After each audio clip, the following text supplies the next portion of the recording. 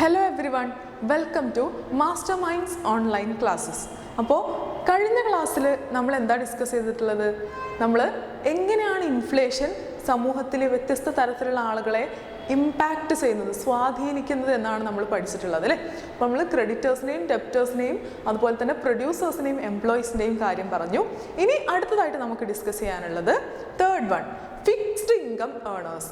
സ്ഥിര വരുമാനമുള്ള ആൾക്കാരെ ഇൻഫ്ലേഷൻ എങ്ങനെയാണ് ബാധിക്കുന്നത് എന്നുള്ളതാണ് നമ്മൾ ഇന്ന് നോക്കാൻ പോകുന്നത്. Okay, fixed income earners, people with fixed incomes such as salaried workers, renters, landlords, pensioners, etc.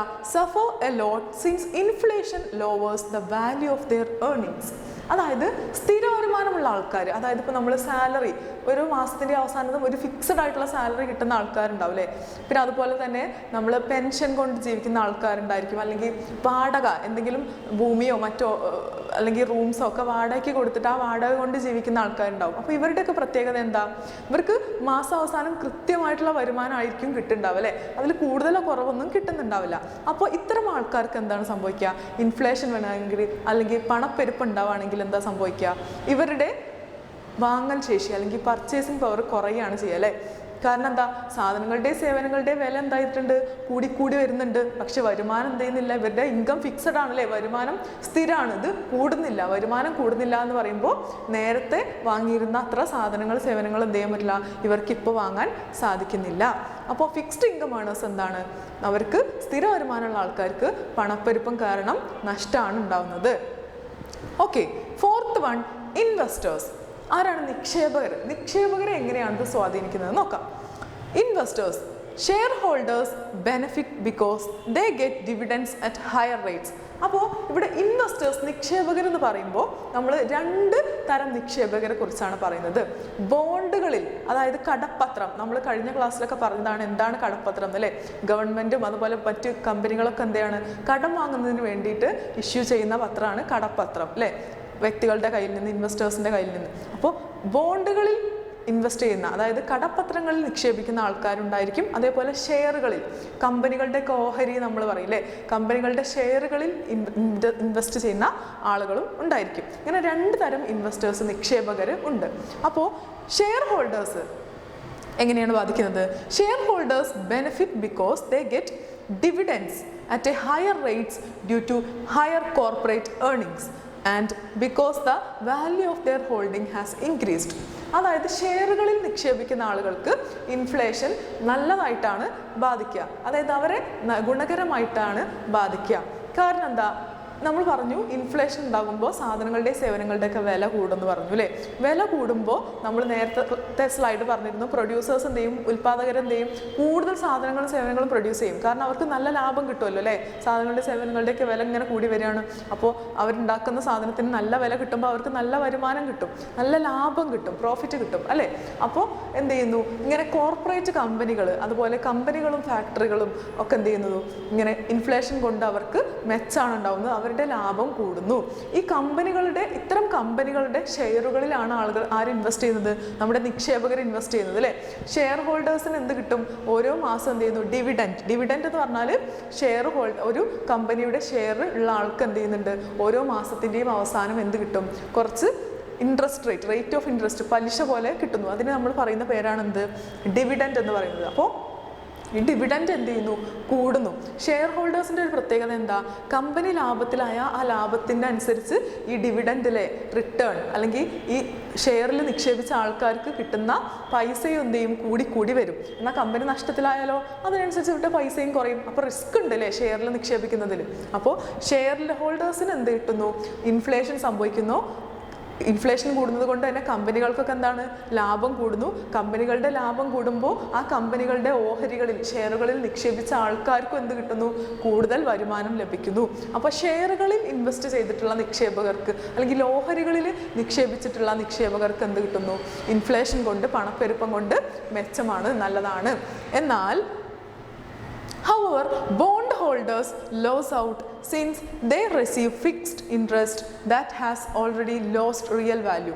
എന്നാൽ ബോണ്ട് ഹോൾഡേഴ്സ്, കടപ്പത്രത്തിൽ നിക്ഷേപിക്കുന്ന ആൾക്കാരുടെ ഒരു സവിശേഷത എന്താണെന്ന് വെച്ചാൽ അവർക്ക് ഫിക്സഡ് ആയിട്ടുള്ള റിട്ടേണേ കിട്ടുള്ളൂ. അവർക്ക് ഓരോ മാസത്തിൻ്റെ അവസാനം അല്ലെങ്കിൽ ഓരോ ആഴ്ചകളിലോ അങ്ങനെ എത്രയാണ് അതിൽ പറഞ്ഞിട്ടുള്ളതെന്ന് വെച്ചാൽ ആ ഇടവേളകളിൽ ആ ബോണ്ട് കടപ്പത്രത്തിൽ പറഞ്ഞിട്ടുള്ളത് പോലെ എത്ര രൂപയാണോ അതിൽ പറഞ്ഞിട്ടുള്ളത് അത്രേ പലിശയെ അല്ലെങ്കിൽ അത്ര റേറ്റ് ഓഫ് റിട്ടേണേ അവർക്ക് കിട്ടുള്ളൂ. അത് കൂടുകയും കുറയുന്നില്ല. എന്നാൽ ഷെയർ ഹോൾഡേഴ്സിൻ്റെ അവസ്ഥ എന്താ?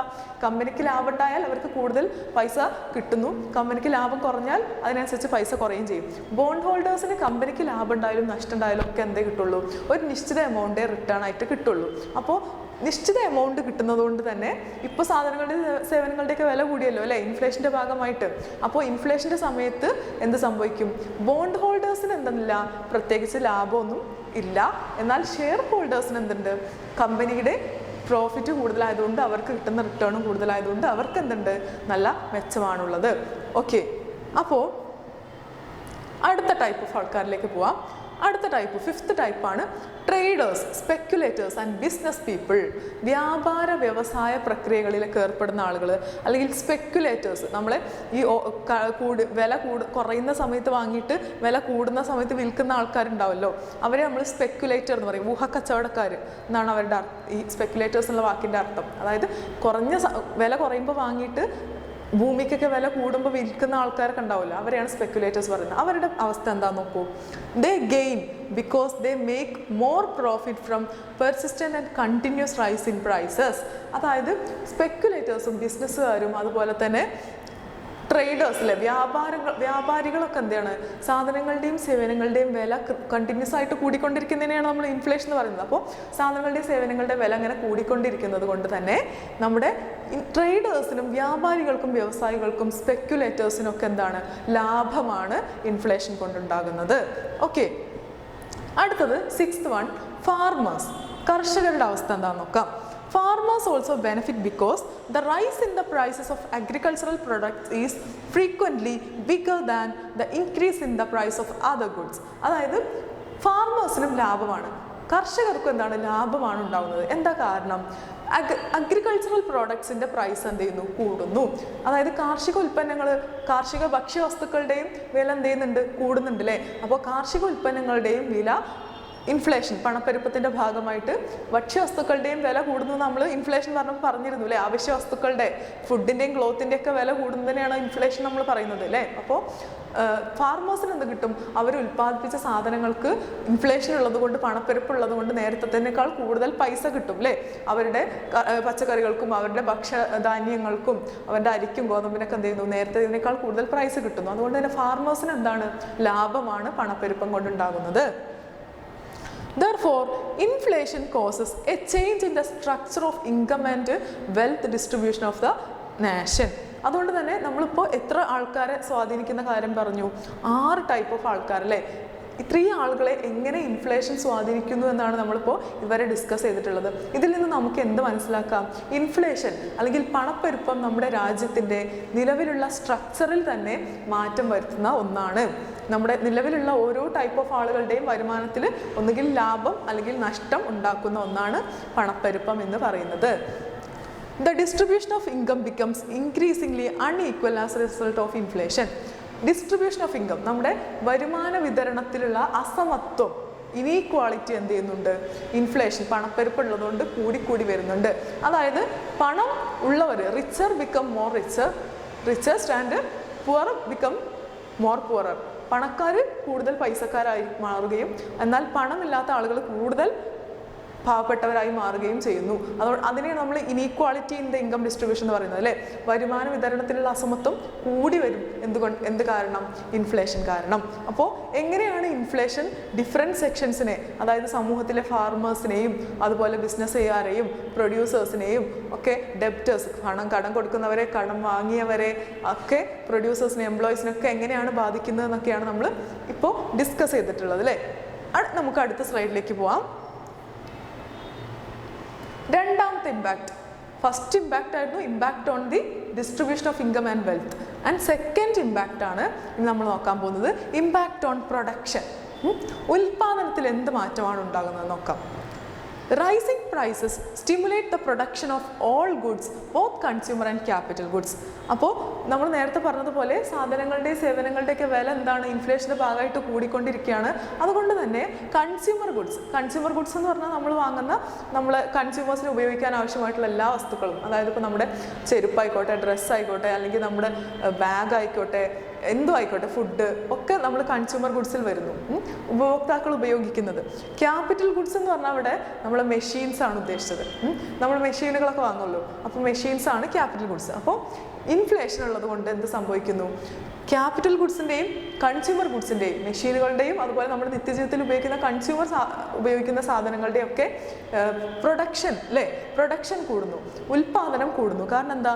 നേരത്തേതിനേക്കാൾ കൂടുതൽ വില ഇപ്പോൾ കിട്ടുന്നു, ഇൻഫ്ലേഷൻ ഉണ്ട്. അതുകൊണ്ട് പ്രൊഡ്യൂസേഴ്സ് എന്ത് ചെയ്യും? ഇതൊക്കെ ഉൽപ്പാദിപ്പിക്കുന്ന ആൾക്കാർ കൂടുതൽ ഉൽപ്പാദിപ്പിക്കും, എന്നാലല്ലേ അവർക്ക് കൂടുതൽ ലാഭം കിട്ടുള്ളൂ, അല്ലേ? Okay. As producers get an increasing amount of profit, they attempt to produce an immense share by utilizing all of the resources at their disposal. നമ്മുടെ പ്രൊഡ്യൂസേഴ്സ് എന്ത് ചെയ്യാണ്? ഇവിടെ കൂടുതൽ ലാഭം കിട്ടുന്നതിന് വേണ്ടിയിട്ട് അവരെന്ത് ചെയ്യും? They attempt to produce immense share by utilizing full of their resources. അവരുടെ കയ്യിലുള്ള എല്ലാ റിസോഴ്സസും, എല്ലാ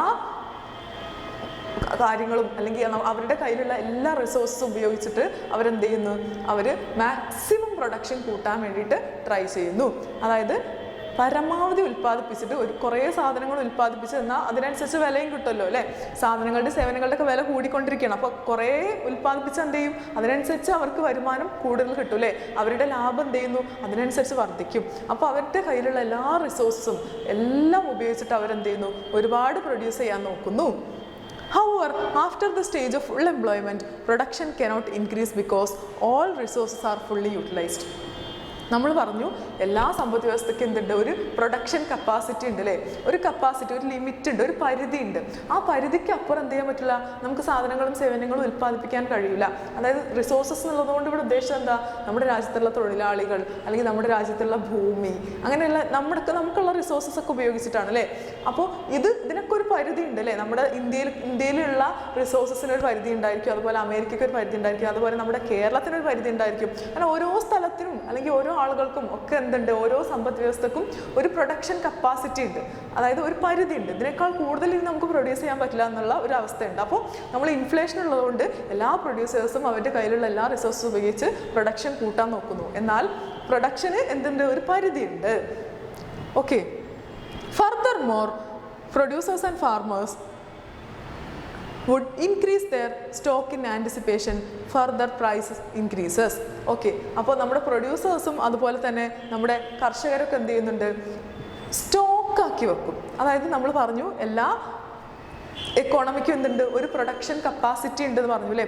ഉൽപ്പാദന പരിധി ഉണ്ടെന്ന് പറഞ്ഞു. അപ്പോൾ ഈ പരിധിക്ക് അപ്പുറം അവർക്ക് പ്രൊഡ്യൂസ് ചെയ്യാൻ പറ്റൂല. പക്ഷെ നമ്മൾ പ്രൊഡ്യൂസേഴ്സും ഫാർമേഴ്സൊക്കെ എന്താ ചെയ്യുക? അവർ മാക്സിമം ഉൽപ്പാദിപ്പിച്ചിട്ട് അവരെന്ത് ചെയ്യും? അത് സ്റ്റോക്കാക്കി വെക്കും, കയ്യിൽ സൂക്ഷിച്ച് വെക്കും. എന്ത് പ്രതീക്ഷിച്ചിട്ട്? ഇനിയും വില കൂടാനാണ് സാധ്യത ഭാവിയിൽ, അപ്പോൾ കുറച്ചും കൂടി വില കൂടിയിട്ട് ഞാൻ എൻ്റെ സാധനം വിൽക്കുന്നുള്ളൂ എന്ന് പറഞ്ഞിട്ട് അവരെന്ത് ചെയ്യുന്നു? ഇത് മാറ്റി വെക്കും. അപ്പോൾ അതെന്തിന് കാരണമാവുന്നു? Commodity hoarding and cornering will increase. Commodity hoarding എന്ന് പറഞ്ഞാൽ എന്താ? പൂഴ്ത്തി വെക്കുക എന്ന് നമ്മൾ പറയില്ലേ? കരിഞ്ചന്ത എന്നൊക്കെ നമ്മൾ പറയും, അല്ലേ? നമ്മൾ സാധനങ്ങളും സേവനങ്ങളൊക്കെ പൂഴ്ത്തി വെക്കുക. നമ്മുടെ കയ്യിൽ ഇഷ്ടംപോലെ സാധനങ്ങളും സേവനങ്ങളും ഉണ്ട്. ഇവിടെ എന്താണ്? എല്ലാ പ്രൊഡ്യൂസേഴ്സും ഫാർമേഴ്സൊക്കെ എന്താ? ഒരുപാട് സാധനങ്ങളും സേവനങ്ങളും പ്രൊഡ്യൂസ് ചെയ്യുന്നുണ്ട്. എന്നിട്ട് എന്താ അവർ ചെയ്യുന്നത്? ഇവരൊക്കെ സ്റ്റോക്ക് ആക്കിയിട്ട് എടുത്തു വെക്കുകയാണ്, അല്ലേ? ഭാവിയിൽ ഇനിയും പ്രൈസ് കൂടാൻ സാധ്യതയുണ്ട്, അപ്പോൾ ഇനി കുറച്ചും കൂടി പ്രൈസ് കൂടിയിട്ട് എൻ്റെ സാധനം ഞാൻ വിൽക്കുന്നുള്ളൂ എന്ന് പറഞ്ഞിട്ട് പൂഴ്ത്തിവെപ്പുകളൊക്കെ ഉണ്ടാകാൻ അങ്ങനെയുള്ള ഒരു സാഹചര്യമൊക്കെ ഉണ്ടാവാൻ എന്ത് കാരണമാകുന്നുണ്ട്? നമ്മുടെ ഇൻഫ്ലേഷൻ, പണപ്പെരുപ്പം കാരണമാകുന്നുണ്ട്. Despite rising prices, production can sometimes come to a halt, as seen as in recent years in developing countries such as India, Thailand, Bangladesh. India, Thailand, Bangladesh പോലുള്ള രാജ്യങ്ങളിലൊക്കെ കണ്ടുവരുന്ന ഒരു പ്രവണത എന്താണെന്ന് വെച്ചാൽ, നമ്മൾ നേരത്തെ പറഞ്ഞത് എന്താ? ഇൻഫ്ലേഷൻ ഉള്ളത് കൊണ്ട് ആൾക്കാർ പ്രൊഡ്യൂസേഴ്സ് കൂടുതൽ പ്രൊഡ്യൂസ് ചെയ്തിട്ട് എന്ത് ചെയ്യുക? സ്റ്റോക്കാക്കി വെക്കുക എന്ന് പറഞ്ഞു, അല്ലേ? എന്നാൽ ഇന്ത്യ, ബംഗ്ലാദേശ്, തായ്ലൻഡ് പോലുള്ള ഡെവലപ്പിംഗ് കൺട്രീസിലെ ഇൻഫ്ലേഷൻ, പണപ്പെരുപ്പം കാരണം ആളുകൾ പ്രൊഡ്യൂസേഴ്സ് കൂടുതൽ പ്രൊഡ്യൂസ് ചെയ്യാൻ പറ്റാത്ത, അല്ലെങ്കിൽ ഉൽപ്പാദനം ഹോൾട്ട് ചെയ്ത് വെക്കുന്ന, നിർത്തി വെക്കുന്ന ഒരവസ്ഥയും എന്തിൽ കാണുന്നുണ്ട്?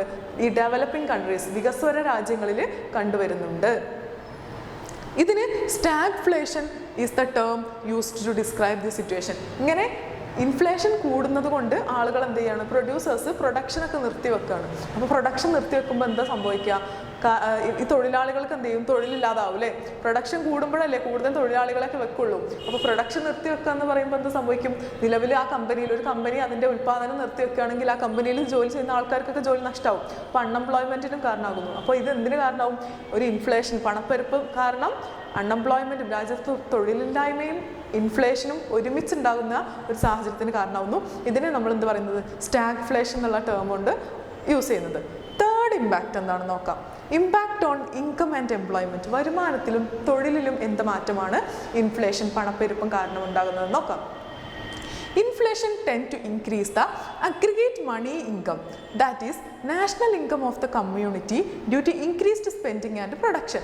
ഇൻഫ്ലേഷൻ എന്ത് കാരണമാകുന്നു, ആൾക്കാരുടെ കയ്യിൽ കൂടുതൽ പൈസ ഉണ്ടാവുന്നതിന് കാരണമാകുന്നു അല്ലേ.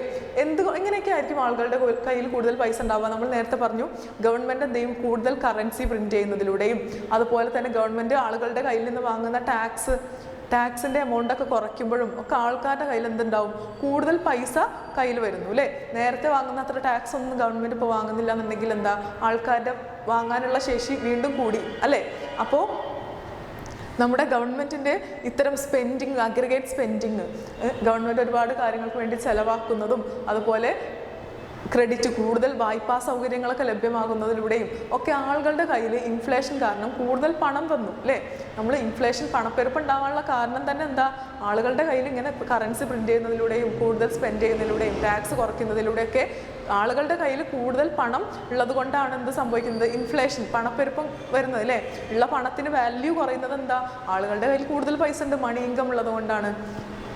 Similarly, increased production lead to an increase in the volume of employment. നമ്മൾ നേരത്തെ പറഞ്ഞു അല്ലേ, ഇൻഫ്ലേഷൻ ഉണ്ടാവുകയാണെങ്കിൽ എന്തിന് കാരണമാവുന്നുണ്ട്, എംപ്ലോയ്മെൻറ്റ് ഓപ്പർച്യൂണിറ്റീസ്, തൊഴിലവസരങ്ങൾ കൂടുന്നതിന് കാരണമാവുന്നുണ്ട് അല്ലേ. എങ്ങനെ, നമ്മൾ ഇൻഫ്ലേഷൻ ഉണ്ടായി എന്ന് പറഞ്ഞാൽ എന്താ, സാധനങ്ങളുടെ സേവനങ്ങളുടെ വില കൂടുകയാണെന്ന് അർത്ഥം. അപ്പോൾ പ്രൊഡ്യൂസേഴ്സ് എന്ത് ചെയ്യുന്നു, കൂടുതൽ പ്രൊഡക്ഷൻ നടത്തുന്നു, കൂടുതൽ സാധനം ഉൽപ്പാദിപ്പിക്കുന്നു. കൂടുതൽ സാധനം ഉൽപ്പാദിപ്പിക്കാൻ ആരാവശ്യമുണ്ട്, കൂടുതൽ തൊഴിലാളികളെ ആവശ്യം ഉണ്ടായിരിക്കും അല്ലേ. അപ്പോൾ തൊഴിലവസരങ്ങൾ എന്ത് ചെയ്യുന്നു, ഇതുവഴി ഇൻഫ്ലേഷൻ വഴി കൂടുന്നു. However, due to a decline in the purchasing power of money, people's real income does not rise proportionately. എന്നിരുന്നാലും ആൾക്കാരുടെ കയ്യിലുള്ള റിയൽ ഇൻകം, ആളുകളുടെ കയ്യിൽ കൂടുതൽ പൈസ വരുന്നുണ്ട് ഒക്കെ ശരിയാണ്. പക്ഷേ അതിനനുസരിച്ച് എന്തും കൂടുന്നുണ്ട്, സാധനങ്ങളുടെയും സേവനങ്ങളുടെയും പ്രൈസും കൂടുന്നുണ്ട് അല്ലേ. നമുക്ക് കൂടുതൽ വരുമാനമുണ്ട്, പക്ഷേ അതിനനുസരിച്ച് നമ്മുടെ സാധനങ്ങളുടെയും സേവനങ്ങളുടെയും വിലയും കൂടുന്നുണ്ട് അല്ലേ. ഇപ്പോൾ നമുക്ക് നേരത്തെ 100 രൂപ കിട്ടിയിരുന്നുള്ള വരുമാനമായിട്ട് ഇപ്പോൾ 200 രൂപ കിട്ടുന്നുണ്ട്. എന്നാൽ എക്കോണമിയിൽ എന്തുണ്ട്, അതിനനുസരിച്ച് ഇൻഫ്ലേഷനും ഉണ്ട്, പണപ്പെരുപ്പുണ്ട്. നേരത്തെ 100 രൂപയ്ക്ക് കിട്ടിയിരുന്ന പല സാധനങ്ങളുടെയും വില ഇപ്പോൾ 200 കൂടിയിട്ടുണ്ട്. അപ്പം ശരിക്കും എന്താ സംഭവിച്ചത്, നമുക്ക് നേരത്തെ ഉള്ള അത്ര വാങ്ങൽ ശേഷിയേ ഉള്ളൂ, റിയൽ ഇൻകം, നമ്മുടെ ശരിക്കുള്ള വരുമാനത്തിൽ ഒരു മാറ്റവും വന്നിട്ടില്ല അല്ലേ. കാരണം എന്താണ്, മണി ഇൻകം കൂടി അല്ലേ. നേരത്തെ നമുക്ക് 100 കിട്ടുന്നുള്ളൂ, ഇപ്പോൾ നമുക്ക് 200 രൂപ കിട്ടുന്നുണ്ട്. പക്ഷേ നേരത്തെ 100 രൂപയ്ക്ക് വാങ്ങാൻ പറ്റിയിരുന്ന സാധനങ്ങളൊക്കെ ഇപ്പോൾ അതിനും വില കൂടി. നേരത്തെ 100 രൂപയായിരുന്ന ഒരു സാധനത്തിന് ഇപ്പോൾ 200 രൂപയായി. അപ്പോൾ നമുക്ക് കിട്ടിയിട്ടുള്ള നമുക്ക് റിയൽ ഇൻകം എന്താണ്, ശരിക്കും നമ്മുടെ കയ്യിൽ വരുമാനത്തിൽ ഒരു മാറ്റവും വന്നിട്ടില്ല അല്ലേ. നേരത്തെ നമ്മൾ 100 രൂപ കൊടുത്ത സാധനം വാങ്ങുന്നു, ഇപ്പോൾ നമ്മുടെ കയ്യിലുള്ള 200 രൂപ കൊടുത്ത സാധനം വാങ്ങുന്നു. നമുക്ക് കിട്ടുന്നത് എന്താ, ഒരേ സാധനം തന്നെയാണ്. നമുക്ക് ശരിക്കും അവിടെ ഒരു വർധനവും വന്നിട്ടില്ല അല്ലേ. അപ്പോൾ റിയൽ ഇൻകം, ആൾക്കാരുടെ റിയൽ ഇൻകത്തിൽ എന്താ ഒരു മാറ്റവും വരുന്നില്ല. Okay, fourth one, impact of business and trade. Business, വ്യാപാര പ്രവർത്തനങ്ങളിലും വ്യവസായ പ്രവർത്തനങ്ങളിലൊക്കെ പണപ്പെരുപ്പം എന്ത് മാറ്റമാണ് വരുത്തുന്നത് നോക്കാം. Because of higher incomes, increased production and increased spending, the aggregate volume of internal trade tends to rise during inflation. നമ്മൾ പറഞ്ഞു പണപ്പെരുപ്പുള്ള സമയത്ത് എന്താ സംഭവിക്കുന്നത്, കൂടുതൽ വരുമാനം അല്ലേ, എല്ലാവരുടെയും കയ്യിൽ എന്ത് ചെയ്യുന്നുണ്ട്, കൂടുതൽ പണം വരുന്നുണ്ട്, മണി ഇൻകം വരുന്നുണ്ട്. അതുപോലെ തന്നെ പ്രൊഡ്യൂസേഴ്സ് എന്ത് ചെയ്യുന്നുണ്ട്, കൂടുതൽ പ്രൊഡക്ഷൻ നടത്തുന്നുണ്ട്, കൂടുതൽ ഉൽപ്പാദിപ്പിക്കുന്നുണ്ട്. ആൻഡ് ഇൻക്രീസ്ഡ് സ്പെൻഡിങ്, ഗവൺമെൻറ് എന്ത് ചെയ്യുന്നുണ്ട്, കൂടുതൽ ചിലവാക്കുന്നുണ്ട്, സ്പെൻഡ് ചെയ്യുന്നുണ്ട്. Aggregate volume of internal trade, ഈ കാരണങ്ങൾ കൊണ്ടൊക്കെ നമ്മുടെ വ്യാപാര പ്രവർത്തനങ്ങൾ, ബിസിനസ് ആക്ടിവിറ്റീസ് ഒക്കെ എന്ത് ചെയ്യും, ഇൻഫ്ലേഷനിൽ കൂടും അല്ലേ. പണപ്പെരുപ്പം ഉണ്ടാകുമ്പോൾ വ്യാപാര പ്രവർത്തനങ്ങളൊക്കെ എന്ത് ചെയ്യുന്നു, കൂടുന്നു. However, export trade is likely to suffer as domestic goods price rises. എന്നിരുന്നാലും നമ്മൾ പറഞ്ഞു സാധനങ്ങളുടെ സേവനങ്ങളുടെ വില കൂടുന്നത് കൊണ്ട് തന്നെ എക്സ്പോർട്ട് എന്ത് ചെയ്യുന്നുണ്ട്, സഫർ ചെയ്യുന്നു. അതായത് വേണ്ടത്ര എക്സ്പോർട്ട് ഉണ്ടാവാൻ സാധ്യതയില്ല. കാരണം നമ്മുടെ രാജ്യത്ത് എന്താണ് സാധനങ്ങളുടെ സേവനങ്ങളുടെയൊക്കെ വില കൂടുന്നത് കൊണ്ട് തന്നെ ബാക്കിയുള്ള ആളുകൾ എന്ത് ചെയ്യുന്നില്ല, അവരുടെ രാജ്യത്തേക്ക് അത് ആവശ്യപ്പെടുന്നില്ല. അല്ലെങ്കിൽ അതുകൊണ്ട് തന്നെ നമ്മൾ എക്സ്പോർട്ട് എന്ത് ചെയ്യുന്നുണ്ട്, Zafar ചെയ്യപ്പെടാം. However, business firms expand their operations in order to increase profit. എന്നിരുന്നാലും ആളുകൾ എന്ത് ചെയ്യുന്നു, ബിസിനസ്സുകാർ എന്ത് ചെയ്യുന്നു, അവരുടെ പ്രവർത്തനങ്ങൾ എക്സ്പാൻഡ് ചെയ്യും, വികസിപ്പിക്കും. കൂടുതൽ ലാഭം കിട്ടുന്നതിന് വേണ്ടി ആളുകൾ അവരുടെ ബിസിനസ് പ്രവർത്തനങ്ങളൊക്കെ എന്ത് ചെയ്യുന്നു, വികസിപ്പിക്കുന്നു, വളർത്തുന്നു. Profits increase during most inflation because costs do not rise as quickly as prices. കാരണം എന്താ, ആളുകളുടെ ഇൻഫ്ലേഷൻ ഉണ്ടാകുന്നു, പണപ്പെരുപ്പ് ഉണ്ടാകുമ്പോൾ ആളുകളുടെ പ്രോഫിറ്റ്, വരുമാനം കൂടുന്നു. കാരണം കോസ്റ്റ് കൂടുന്നില്ല അല്ലേ, സാധനങ്ങളുടെ സേവനങ്ങളുടെയൊക്കെ പ്രൈസ് കൂടുന്ന അതേ വേഗത്തിൽ എന്ത് കൂടുന്നില്ല, ചെലവ് കൂടുന്നില്ല.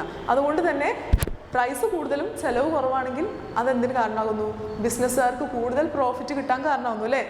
Okay. However, wages do not rise lockstep with inflation, causing hardship for workers and increasing inequality. ഇത് നമ്മൾ നേരത്തെ പറഞ്ഞ അതേ പോയിന്റ് ആണല്ലേ, നമ്മൾ വർക്കേഴ്സിൻ്റെയും പ്രൊഡ്യൂസേഴ്സിൻ്റെയും കാര്യം പറഞ്ഞപ്പോൾ പറഞ്ഞു അല്ലേ.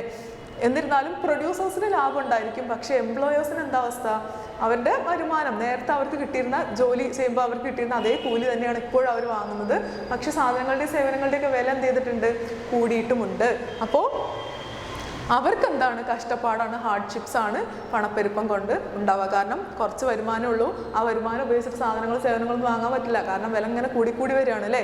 അപ്പോൾ അവർക്ക് കഷ്ടപ്പാടാണ്. As the old adage goes, during inflation prices move up the escalator while wages move down the stairs. അപ്പോൾ നമ്മൾ ഈ ഇൻഫ്ലേഷൻ, പണപ്പെരുപ്പം ഇങ്ങനെ കൂടി പോകും തോറും എന്ത് സംഭവിക്കും, prices moves up the escalator. Price എന്ത് ചെയ്യുന്നു, നമ്മൾ എസ്കലേറ്ററിൽ പോകുന്ന സ്പീഡ് പോലെ അല്ലേ, നമ്മൾ പ്രൈസസ് എന്ത് ചെയ്യുന്നു, കൂടി പോകുന്നു.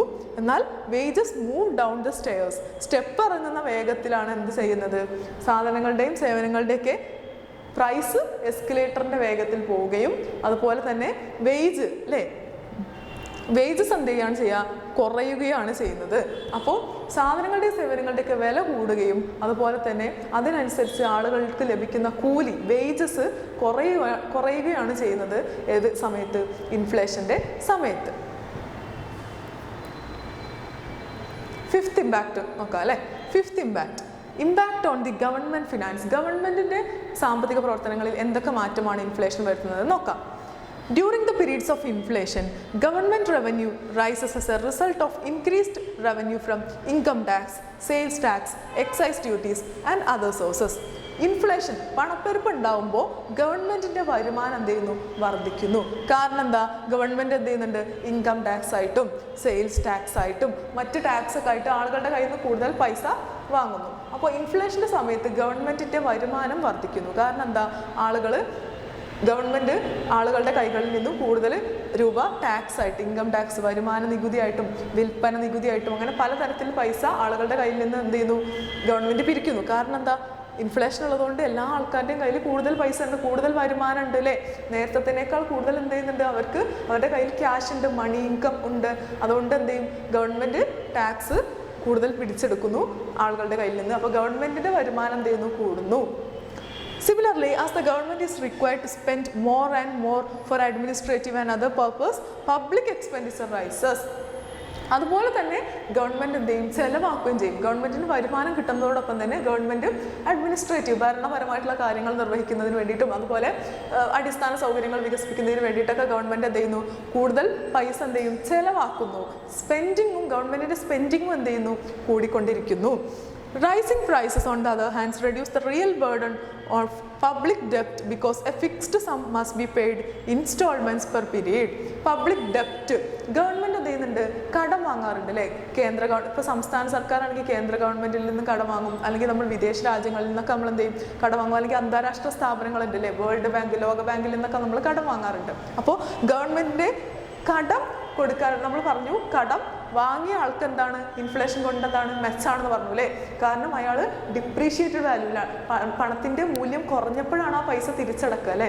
ഭാവിയിൽ പണത്തിൻ്റെ മൂല്യം കുറഞ്ഞു വരുമ്പോഴാണ് അയാൾ ആ പൈസ തിരിച്ചടക്കുന്നത് എന്നുള്ളത് കൊണ്ട് തന്നെ ഡെപ്റ്റേഴ്സ് എന്താണ് നമ്മൾ ഇൻഫ്ലേഷൻ കൊണ്ട് അവർക്ക് മെച്ചാണ് ഉണ്ടാകുന്നത്. അപ്പോൾ ഗവൺമെൻറ്റിൻ്റെ കടം എന്താണ് ഭാവിയിൽ ഒരു നിശ്ചിത രൂപയായിട്ട് ഇൻസ്റ്റാൾമെൻറ്റ് പോലെയാണ് കൊടുക്കേണ്ടത് എന്നുള്ളത് കൊണ്ട് തന്നെ ഗവൺമെൻറ്റിൻ്റെ പൊതു കടം എന്ത് ചെയ്യുന്നുണ്ട്, അതിൻ്റെ ഒരു ഭാരം റിയൽ ബേർഡൻ കുറവായിരിക്കും. ഇപ്പോൾ ഗവൺമെൻറ് കൂടുതൽ ടാക്സ് ഒഴിക്കുന്നു, അതുപോലെ കൂടുതൽ ചെലവാക്കുകയും ചെയ്യുന്നു. പൊതു കടം, ഗവൺമെൻറ്റിൻ്റെ കടം, അതിൻ്റെ ഒരു ബേർഡൻ, അതിൻ്റെ ഒരു ഭാരം കുറവുമായിരിക്കും ഇൻഫ്ലേഷൻ ഉള്ളത് കൊണ്ട്. ഓക്കെ, നെക്സ്റ്റ് ഇമ്പാക്റ്റ് നോക്കാം. Impact on growth. വളർച്ചയിൽ എന്ത് മാറ്റമാണ് ഇൻഫ്ലേഷൻ കൊണ്ടുവരുന്നത് നോക്കാം. Mild inflation promotes economic growth. നമ്മൾ പറഞ്ഞു ഒരു എക്കോണമിയിൽ നമ്മൾ ക്രീപ്പിംഗ് ഇൻഫ്ലേഷൻ പറഞ്ഞിരുന്നു അല്ലേ? 2%, 3%ഒക്കെയാണ് ഇൻഫ്ലേഷൻ ഉണ്ടാവുന്നതെങ്കിൽ അതെന്തിന് കാരണമാവുന്നു? നമ്മുടെ സമ്പദ് വ്യവസ്ഥയ്ക്ക് പ്രശ്നമൊന്നുമില്ല, കുഴപ്പമൊന്നുമില്ലാത്ത ഒന്നാണ്. എന്നാൽ ഹൈപ്പർ ഇൻഫ്ലേഷനും റണ്ണവേ ഇൻഫ്ലേഷനൊക്കെയാണ് നമ്മൾ പറഞ്ഞിട്ടുള്ള സിംബാബ്വേയിലൊക്കെ പറഞ്ഞിട്ടുണ്ടായിരുന്നു അല്ലേ? സിംബാബ്വേയുടെ ഒരു അവസ്ഥ എത്രയായിരുന്നു? 200% അത്രയൊക്കെയാണ് എന്ത് അവിടെ ഇൻഫ്ലേഷൻ കൂടിക്കൊണ്ടിരിക്കുന്നത്. അതായത് ഇപ്പോൾ രാവിലെ നമ്മൾ ഒരു കപ്പ് ചായക്ക് 10 രൂപയാണ് കൊടുക്കുന്നുണ്ടെങ്കിൽ ഉച്ചയ്ക്ക് പോകുമ്പോൾ എന്താ 20 രൂപ കൊടുക്കേണ്ടി വരും. അടുത്ത നിമിഷം 30 ആവും. അങ്ങനെ കൂടി ഇരട്ടിച്ചൊക്കെ വരുന്ന ഒരു അവസ്ഥ വരും അല്ലേ? അപ്പോൾ ഒരു ചാക്ക് പണം കൊണ്ട് ഒരു കപ്പ് ചായ കുടിക്കേണ്ട അവസ്ഥയ്ക്ക് നമുക്ക് ഭാവിയിൽ വരും. അങ്ങനെയാണ് സിംബാബ്വേയിൽ ഉണ്ടായിരുന്ന ആ ഒരു ഇൻഫ്ലേഷൻ ഉണ്ടായിരുന്നത്. അപ്പോൾ ഹൈപ്പർ ഇൻഫ്ലേഷൻ ആയിരുന്നു, കൺട്രോൾ ചെയ്യാൻ പറ്റാത്ത അത്രയും ഇൻഫ്ലേഷൻ ഉണ്ടായിരുന്നു. അപ്പോൾ അത്തരം ഇൻഫ്ലേഷനൊക്കെ ഒരു സമ്പദ് വ്യവസ്ഥയിൽ ഉണ്ടായാൽ അത് സാമ്പത്തിക വളർച്ചയെ ദോഷകരമായി ബാധിക്കും. അതിൽ യാതൊരു സംശയവുമില്ല അല്ലേ? That prevents growth by raising the cost of development project. മാത്രമല്ല നമ്മുടെ രാജ്യത്തെ വികസന പ്രവർത്തനങ്ങളൊക്കെ ഒരുപാടുണ്ടായിരിക്കും അല്ലേ? രാജ്യത്തിൻ്റെ വികസനത്തിന് വേണ്ടി മെട്രോ, റെയിൽ, അങ്ങനത്തെ പുതിയ പദ്ധതികളൊക്കെ, പിന്നെ 4 വരി പാതകളൊക്കെ, അതൊക്കെ നമ്മുടെ രാജ്യത്തിൻ്റെ വികസന പ്രവർത്തനങ്ങളാണ്. അപ്പോൾ ഈ വികസന പ്രവർത്തനങ്ങളൊക്കെ അവയുടെയൊക്കെ ചെലവ് വർദ്ധിക്കുന്നതിന് എന്ത് കാരണമാകുന്നു? നമ്മുടെ പണപ്പെരുപ്പം കാരണമാകുന്നു. Although some inflation is inevitable and desirable in a developing economy, excessive inflation tends to slow growth by slowing capital formation and creating uncertainty. നമ്മൾ പറഞ്ഞു വളരെ മൈൽഡ് ആയിട്ടുള്ള, സ്ലോ ആയിട്ടുള്ള, പതുക്കെയുള്ള ഒരു 2%, ഒരു 3% ഇൻഫ്ലേഷനൊക്കെ എന്താണ് നമ്മുടെ രാജ്യത്തിന് ദോഷകരമായി ബാധിക്കുന്ന ഒന്നല്ല. എന്നിരുന്നാലും എക്സസീവായിട്ട് ഹൈപ്പർ ഇൻഫ്ലേഷനൊക്കെയാണ് അല്ലെങ്കിൽ ഗാലോപ്പിംഗ് ഇൻഫ്ലേഷനൊക്കെയാണ് ഒരു രാജ്യത്ത് ഉണ്ടാകുന്നതെങ്കിൽ അതെന്തിന് കാരണമാകുന്നു? ഒരു രാജ്യത്തിൻ്റെ തകർച്ചയ്ക്ക് അത് കാരണമാകുന്നു. മാത്രമല്ല നമ്മുടെ രാജ്യത്ത് അൺസർട്ടൈനിറ്റി, അനിശ്ചിതാവസ്ഥ ഉണ്ടാക്കുന്നതിനും അത് കാരണമാകുന്നു. As salaried people become dissatisfied and demand rises in their wages and salaries, society become unsettled. അതായത് ഈ സാലറീഡ് പേഴ്സൺസ്, നമ്മൾ പറഞ്ഞു ഫിക്സ്ഡ് ആയിട്ടുള്ള സാലറി കിട്ടുന്ന ആളുകൾക്കൊക്കെ എന്താണ് ഇൻഫ്ലേഷൻ കൊണ്ട് ദോഷമാണ്. കാരണം വില കൂടുതലാണ് അല്ലേ? അവശ്യ വസ്തുക്കളുടെ വില ഇങ്ങനെ കൂടി വരികയാണ്, എന്നാൽ അതിനനുസരിച്ച് വരുമാനമല്ല അവർക്ക്. അപ്പോൾ അവരൊക്കെ എന്ത് ചെയ്യും? കൂടുതൽ എന്ത് വേണം? കൂലി വേണം, അല്ലെങ്കിൽ കൂടുതൽ സാലറി വേണം എന്ന് പറഞ്ഞ് അവരെന്ത് ചെയ്യും? ഡിമാൻഡ് ചെയ്യാൻ തുടങ്ങും. ഇത് ഒരു അൺസെറ്റിൽഡ്, ഒരു അൺബാലൻസ്ഡ് അവസ്ഥ, ഒരു സന്തുലിതാവസ്ഥ ഇല്ലാത്ത ഒരു അവസ്ഥയിലേക്ക് കാരണമാകുന്നു. The middle class suffers greatly as the real value of their income declines. Middle ക്ലാസ്സുകാരല്ലേ? എപ്പോഴും മിഡിൽ ക്ലാസ്സുകാരുടെ ഒക്കെ അവസ്ഥയാണ് ഫിക്സ്ഡ് സാലറി ഉണ്ടാവുള്ളൂ അല്ലേ? അവർക്ക് ഒരുപാടൊന്നും സാലറി ഉണ്ടായിരിക്കില്ല. അവർ നിശ്ചിത സാലറി വെച്ച് ഇങ്ങനെ ജീവിച്ചു പോരുന്ന ആളുകളായിരിക്കും മിഡിൽ ക്ലാസ്സുകൾ. അപ്പോൾ ഇവരൊക്കെ എന്ത് ചെയ്യും? ഇൻഫ്ലേഷൻ ദോഷകരമായിട്ട് ബാധിക്കുന്നു. Inflation is also unfair because it makes one group of people richer while making another group of people poorer. നമ്മൾ നേരത്തെ പറഞ്ഞു അല്ലേ? ഇൻഫ്ലേഷൻ അല്ലെങ്കിൽ പണപ്പെരുപ്പം, അവശ്യ വസ്തുക്കളുടെയൊക്കെ വില കൂടുന്നത് ഒരു വിഭാഗം ആളുകളെ റിച്ചറാക്കും അല്ലേ? ഒരു വിഭാഗം ആൾക്കാരെ പണക്കാരും മറുവിഭാഗം ആൾക്കാരെ പുവറർ, പാവപ്പെട്ടവരുമാക്കി മാറ്റുന്നു. നമ്മൾ നേരത്തെ പറഞ്ഞ പോലെ കടം കൊടുക്കുന്നവന് നഷ്ടവും കടം വാങ്ങുന്നവന് ലാഭവുമാകുന്നു.